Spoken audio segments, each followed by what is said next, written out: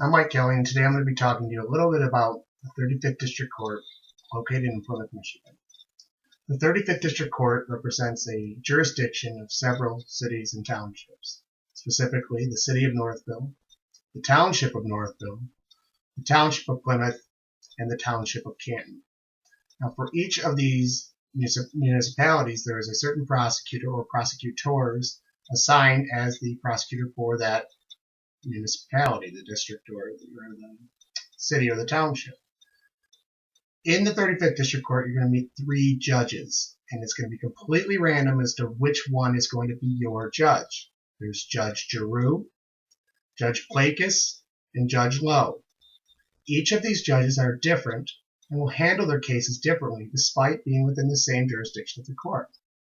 Each of these judges also has a specific probation officer assigned to help them manage their cases, interview defendants, and make recommendations as to what their sentence should be. It's important that you understand that these probation officers can be the gatekeepers to what the judge will or will not do with your case.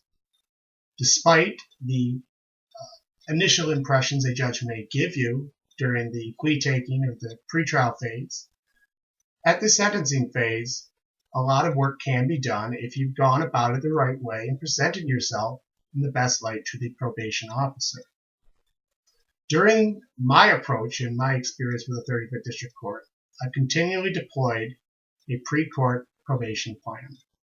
The benefit of this is anticipating what the judge, prosecutor, and probation officer will likely do given the specific facts and background information of each individual client. Now, this is quite a divergence, if you will, from where the court has really been in the past, and not just specifically the 35th, but where the criminal justice system has been as a whole. What I'm talking about is boilerplate categorizations of what sentence a person should receive based on the severity of the allegation and the lack of or experience with the criminal justice system, and again, in addition to age, social, and family status. People who are productive and positive members of the community may receive more points. People who are working may receive more points, more consideration. Regardless, though, a working person who has a family who still gets in trouble can't get by simply by the good graces of being a working family man or woman. You need to do more, and that's what the pre-court plan focuses on. How can I get you best prepared so when we get in court, we can know that we have a safety net regardless of how your case proceeds.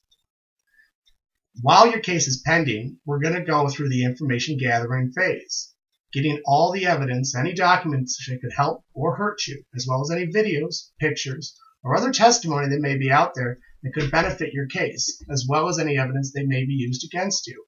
We want to be able to make a full analysis of exactly what is out there and whether there are red flags worth exploring, going about it the legal way of raising those challenges, holding any motion hearings that may be appropriate, and then deciding what the next step in your case is.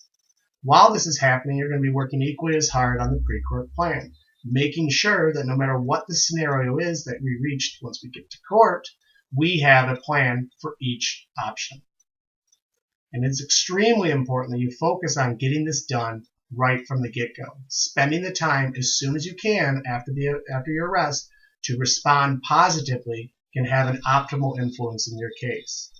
I tell my clients, if you called me the day before court and asked me, well, is there anything else I could do to possibly increase my chances of getting a more favorable result from the judge, if I waited till the last day with 12 hours left to tell you what to do, you'd say, Mike, you're crazy. Why didn't you just tell me this sooner? I could have got this stuff done.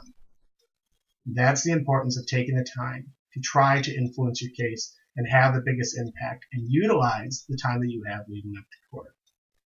The pre-court plan is fairly simple, although it's often overlooked by many judges, attorneys, probation staff, and that's a struggle as a defense attorney to emphasize the importance of how this person has responded.